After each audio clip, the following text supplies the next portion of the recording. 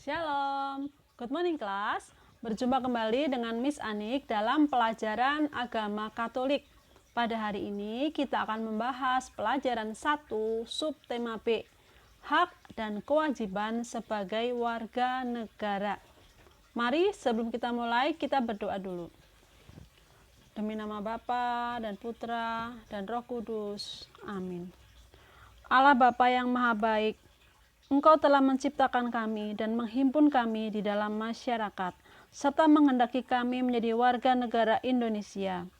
Bantulah kami agar kami dapat memahami dan melaksanakan apa yang menjadi kewajiban-kewajiban warga negara, sehingga kami mendapatkan apa yang menjadi hak warga negara, sebagaimana Yesus ajarkan dan perbuat sebagai warga negara. Demi Kristus Tuhan dan pengantara kami. Amin. Demi nama Bapa dan Putra dan Roh Kudus. Amin. Nah, anak-anak, kita ini tinggal di negara mana ya? Betul, kita tinggal di negara Indonesia. Sebagai warga negara Indonesia, kita itu juga memiliki hak dan kewajiban. Kita pahami dulu tentang hak dan kewajiban. Hak warga negara adalah sesuatu yang layak diterima oleh warga negara. Misalnya, memperoleh kesejahteraan, memperoleh jaminan pendidikan, memperoleh jaminan kehidupan yang layak. Itu hak warga negara. Bagaimana dengan kewajiban? Kewajiban sebagai warga negara adalah partisipasi warga dalam pembangunan bangsa. Misalnya, membela negara, membayar pajak, lalu menaati peraturan. Itu hak dan kewajiban. Sudahkah kita mematuhinya? Kita lihat beberapa gambar. Ada gambar orang sedang mengantri membayar pajak. Ya, kalian tahu kalau pajak itu digunakan untuk pembangunan. Tuh ada gambar membangun jalan, membangun listrik, membangun sekolah, membiayai sekolah, ya, dan juga banyak hal lain yang merupakan fasilitas negara itu dibiayai oleh pajak. Warga negara itu memiliki kewajiban terhadap negara, misalnya membayar pajak, membela negara, menaati peraturan dan sebagainya. Hasil pembayaran pajak itu digunakan oleh negara untuk membangun dan menyediakan fasilitas bagi warganya seperti jalan, tenaga listrik, lapangan pekerjaan, sekolah, dan lain sebagainya. Dengan berbagai fasilitas itu, warga negara dapat memenuhi berbagai kebutuhan hidupnya sehingga aman dan sejahtera. Jadi kita tahu betapa pentingnya pajak. Bagaimana dengan Yesus? Yesus pun menyarankan agar kita membayar pajak. Mari kita simak pada Injil Matius. Ketika Yesus dan murid-muridnya tiba di Kapernaum, pemungut bea bait Allah kepada Petrus berkata, "Apakah gurumu tidak membayar bea 2 dirham itu?" Jawabnya, "Memang membayar." Dan ketika Petrus masuk rumah, Yesus mendahuluinya dengan pertanyaan, "Apakah pendapatmu, Simon? Dari siapakah raja-raja dunia ini memungut bea dan pajak? Dari rakyatnya atau dari orang asing?" Jawab Petrus, "Dari orang asing." Maka kata Yesus kepadanya, "Jadi bebaslah rakyatnya. Tetapi supaya jangan menjadi batu sandungan bagi mereka, pergilah, memancing ke danau, dan ikan pertama yang kau pancing, tangkaplah, dan bukalah mulutnya. Maka engkau akan menemukan mata uang 4 dirham di dalamnya. Ambillah itu dan bayarkan kepada mereka, bagiku dan bagimu juga." Demikianlah sabda Tuhan. Ada dari Matius 22 ayat 15 sampai 22. Ini kalau misalnya kalian kurang jelas, kalian lihat di kitab ya. Kalian buka kitab sucinya. Ini misalnya juga kurang jelas, Miss akan coba buka di kitab. Matius 22 ayat 15 sampai dengan 22. Kemudian pergilah orang-orang Farisi. Mereka berunding bagaimana mereka dapat menjerat Yesus dengan suatu pertanyaan. Mereka menyuruh murid-murid mereka bersama-sama orang-orang Herodian bertanya kepadanya, "Guru, kami tahu engkau adalah orang yang jujur dan dengan jujur mengajar jalan Allah, dan engkau tidak takut kepada siapapun juga, sebab engkau tidak mencari muka. Katakanlah kepada kami pendapatmu. Apakah diperbolehkan membayar pajak kepada kaisar atau tidak?" Tetapi Yesus mengetahui kejahatan hati mereka lalu berkata, "Mengapa kamu mencobai aku, hai orang munafik? Tunjukkanlah kepadaku mata uang untuk pajak itu." Mereka membawa 1 dinar kepadanya. Maka ia bertanya kepada mereka, "Gambar dan tulisan siapakah ini?" Jawab mereka, "Gambar dan tulisan kaisar." Lalu kata Yesus kepada mereka, "Berikanlah kepada kaisar apa yang wajib kamu berikan kepada kaisar, dan kepada Allah apa yang wajib kamu berikan kepada Allah." Mendengar itu heranlah mereka dan meninggalkan Yesus lalu pergi. Nah, dua perikop tadi, yang pertama ketika Yesus membayar pajak di bait Allah, dan juga pertanyaan dari orang Farisi yang merupakan jebakan itu sebenarnya tentang membayar pajak. Sama tentang satu hal, membayar pajak.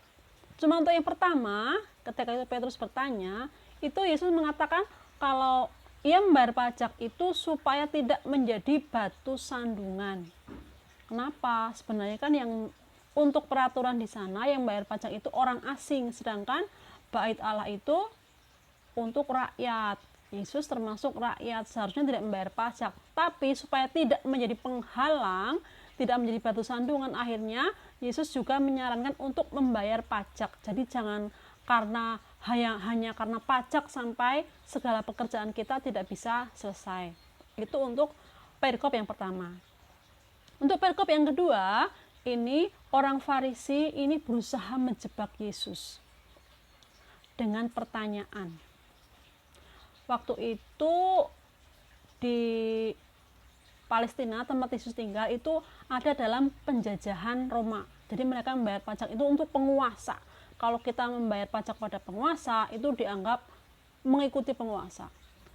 Tapi kalau dia tidak membayar pajak, itu berarti dia akan berhadapan dengan penguasa. Serba salah ya. Nah, tapi Yesus dengan tegas menjawab, "Gambar dan tulisan siapakah ini?" Gambar dan tulisan kaisar. Maka berikan kepada kaisar apa yang wajib kamu berikan kepada kaisar, dan berikan kepada Allah apa yang wajib kamu berikan kepada Allah. Itu jawaban Yesus yang membuat orang Farisi menjadi mundur. Jadi mereka tidak berhasil untuk menjebak Yesus. Nah, anak-anak, kita mau ambil garis besarnya ya. Dengan beberapa pertanyaan ini. Apakah Yesus membayar pajak? Mengapa Yesus bersedia membayar pajak? Lalu, apa yang dilakukan oleh orang Farisi untuk menjerat Yesus? Bagaimana jawaban Yesus terhadap pertanyaan orang-orang Farisi yang menjeratnya? Apa yang dapat kita teladani dari Yesus berhubungan dengan hak dan kewajiban warga negara? Mari kita jawab bersama-sama ya. Pertama, ya, Yesus membayar pajak. Kenapa? Dalam Matius 17 ayat 24 sampai dengan 27 itu dikatakan Yesus membayar pajak itu agar tidak menjadi batu sandungan.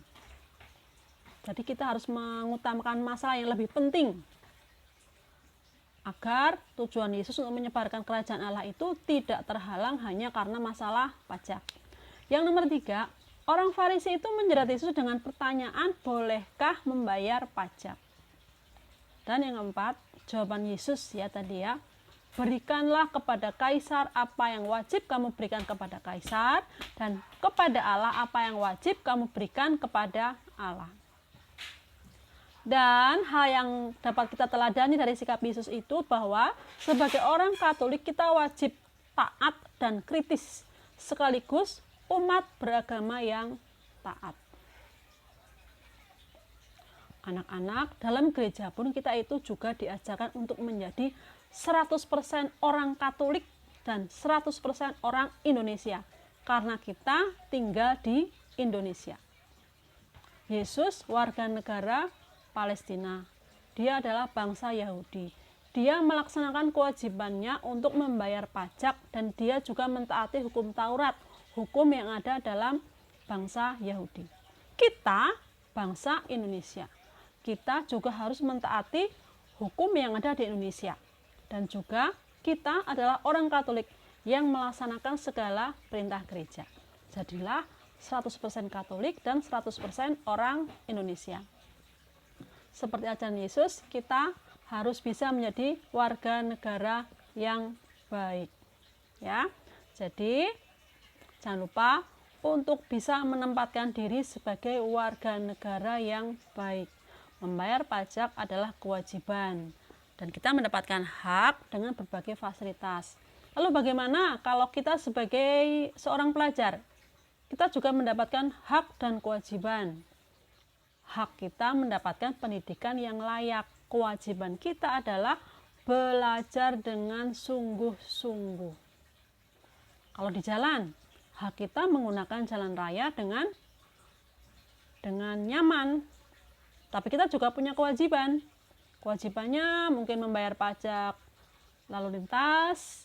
Kita juga wajib untuk mematuhi peraturan lalu lintas yang ada di situ, sesuai dengan peraturan yang ada. Mentaati rambu-rambu lalu lintas, bagaimana berbelok dan segala macam sudah diatur dalam peraturan lalu lintas. Jadi, setiap kewajiban, setiap hak akan selalu diikuti dengan kewajiban. Maka jadilah warga negara yang baik yang bisa melaksanakan kewajiban dan juga mendapatkan haknya, memperjuangkan haknya. Ya anak-anak, sekarang pelajaran kita sudah selesai. Nanti ada beberapa tugas, jangan lupa dikerjakan tugasnya ya. Mari kita tutup pertemuan hari ini dengan doa. Demi nama Bapa dan Putra dan Roh Kudus. Amin. Allah Bapa yang Maha Baik, kami bersyukur karena Engkau senantiasa menjaga dan menyertai kami. Terima kasih Tuhan, kami telah Engkau berikan negara yang indah ini.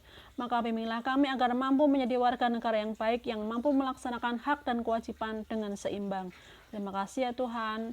Amin. Demi nama Bapa dan Putra dan Roh Kudus. Amin. Oke, pertemuan hari ini sudah selesai. Bye-bye.